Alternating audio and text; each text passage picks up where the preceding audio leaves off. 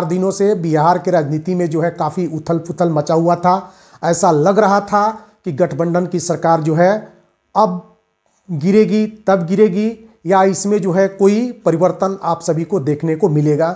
तो आज ये परिवर्तन जो है आपको देखने को मिल चुका है, क्योंकि बिहार के मुख्यमंत्री श्री नीतीश कुमार द्वारा जो है इस्तीफा दे दिया गया है। साथ ही साथ जो समाचार सामने आ रहा है उसके अनुसार जो है नीतीश कुमार ने बीजेपी के साथ मिलकर के पुनः जो है मुख्यमंत्री का शपथ ग्रहण कर लिया है।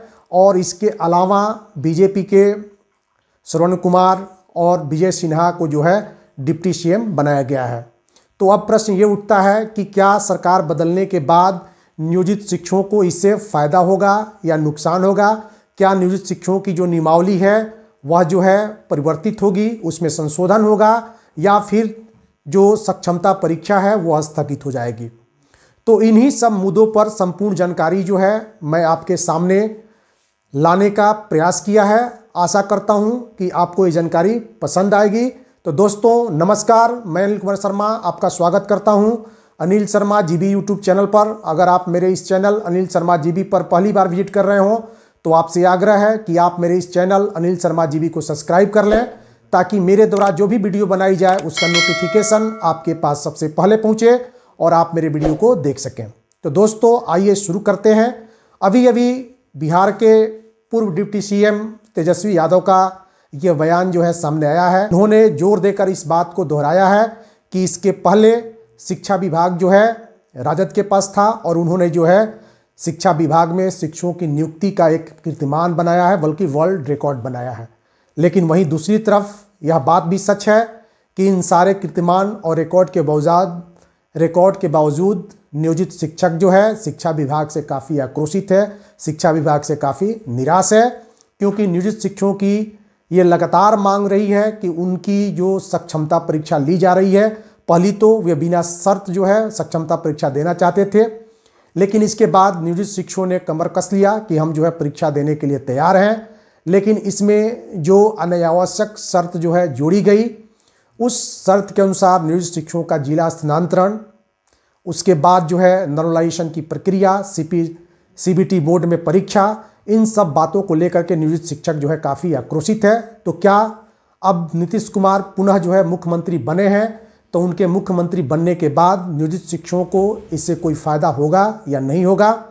तो मैं आपको बता दूं कि जहां तक परीक्षा की बात है तो विशिष्ट शिक्षक नियमावली के कंडिका 4 के अनुसार नियोजित शिक्षकों को सक्षमता परीक्षा तो देनी ही पड़ेगी। में इसको जो है स्थगित नहीं किया जा सकता, नियोजित शिक्षकों को यह परीक्षा देनी ही पड़ेगी। रही बात कि विशिष्ट शिक्षक में बहुत सारे ऐसे प्रावधान या नियम जो है मार्गदर्शिका के माध्यम से जब नियोजित शिक्षकों की जानकारी मिली कि इसमें बहुत सारे ऐसे प्रावधान जो है जोड़ दिए गए हैं जो नियोजित शिक्षकों के लिए काफ़ी जो है परेशानियों का सबब है।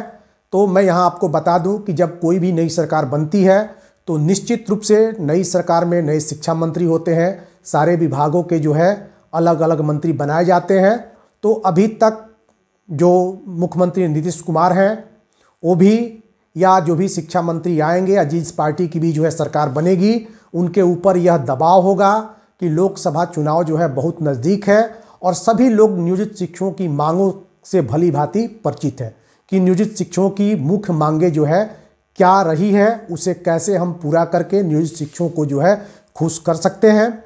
तो इसमें आपको सबसे पहला बदलाव जो विशिष्ट शिक्षक नियमावली है उसमें यह देखने को मिलेगा, 3 जिलों का जो ऑप्शन दिया गया है इस पर जो है बदलाव की सहमति बन सकती है।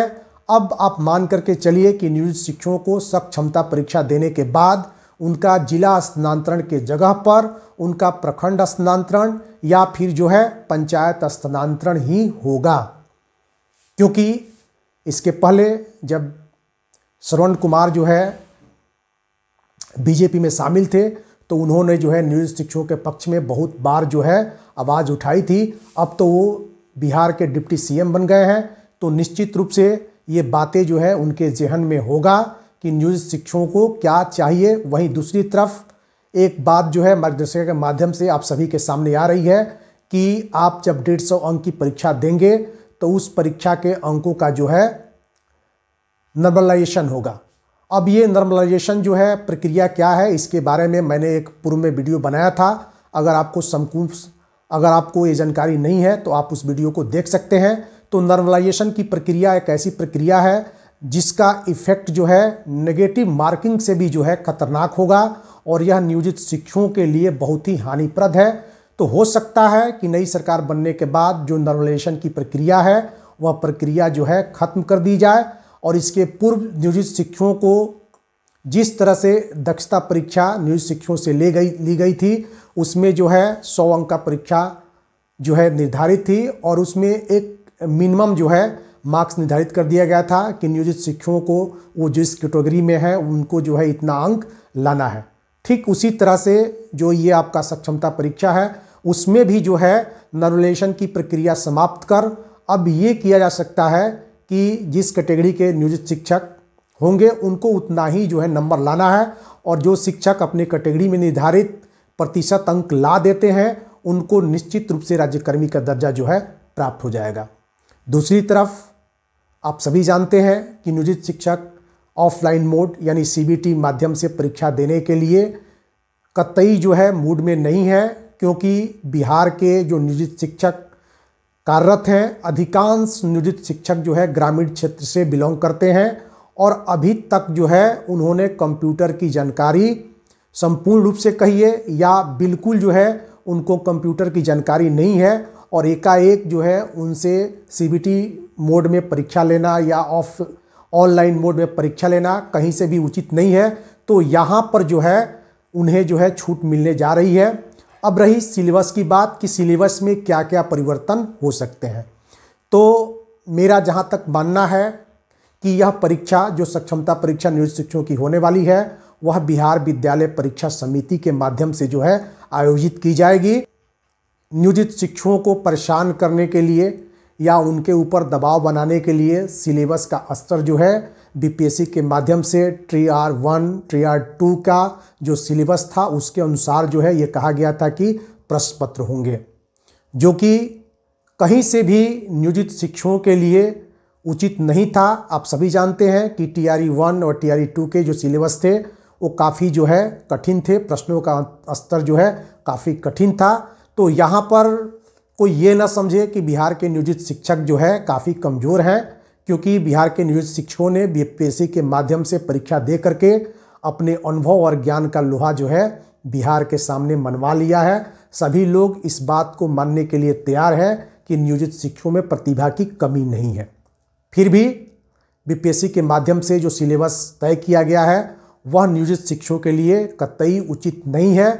तो यहाँ पर जो है बिहार विद्यालय परीक्षा समिति द्वारा जो परीक्षा ली जाएगी अब उसमें निश्चित रूप से परिवर्तन होने जा रहा है। 1 to 5 के लिए बिल्कुल जो है सामान्य स्तर के प्रश्न होंगे, क्योंकि 1 to 5 के जो शिक्षक होते हैं बच्चों के बीच जो है इस तरह से पढ़ाना पड़ता है। उसमें आप जो है देख सकते हैं कि वे ग्रामीण परिवेश या यूँ कहें कि उनको जो है बच्चों को एकदम सिंपल भाषा में और उनके बोलचाल की भाषा में सामान्य जानकारी जो है उनको देनी होती है। तो वैसे शिक्षकों से आप अगर ये बीपीएससी के माध्यम से परीक्षा ले करके अगर कठिन स्तर का प्रश्न जो है उनसे पूछते हैं, जो कि 20 वर्ष 15 वर्ष से जो है इसी माहौल में जो है बच्चों को पढ़ा रहे हैं, तो निश्चित रूप से उनके सामने कठिनाई आना लाजमी है। तो निश्चित आप मान कर चलिए कि सिलेबस में जो है परिवर्तन होगा। वहीं 6 to 8 की जो बात है, जो कि आपका ये परीक्षा का जो स्तर है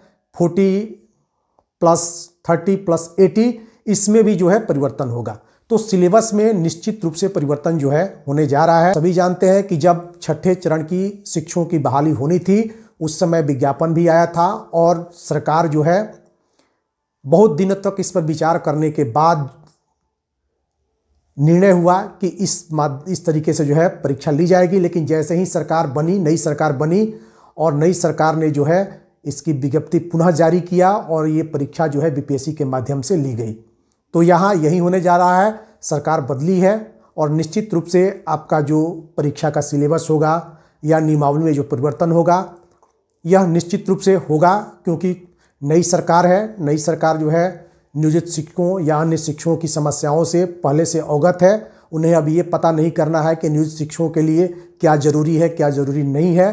तो इसमें आपको बदलाव देखने को मिलेगा। और मैंने पूर्व के वीडियो में भी आपको बताया था कि अगर सरकार जो है गिरती है और किसी भी दल की सरकार बनती है तो इससे कहीं भी जो है नियोजित शिक्षकों को हानि होने वाली नहीं है, इससे नियोजित शिक्षकों को लाभ ही होगा। तो मेरा ये मानना है कि जो भी हमारे नियोजित शिक्षक हैं वे अपनी परीक्षा की तैयारी में लगे रहें और निश्चित रूप से सरकार का गठन जो है 2 से 4 दिनों में जब सही तरीके से हो जाएगी, सभी विभागों का बंटवारा हो जाएगा, तो आपको विशिष्ट शिक्षक नियमावली में इस तरह की बातें जो है देखने या सुनने को मिलेगी जो आपके अनुकूल होगा। अब कोई भी पार्टी इस समय इस तरह का जो है समस्या उत्पन्न नहीं कर सकती जिससे कोई भी शिक्षक नाराज हो। अब हर पार्टी ये चाहेगी कि नियोजित शिक्षक हो या कोई भी हो, उनका भरपूर जो है हम सहयोग लें। तो आप निश्चिंत रहिए, आपको जो है भविष्य में इसका फ़ायदा मिलने जा रहा है।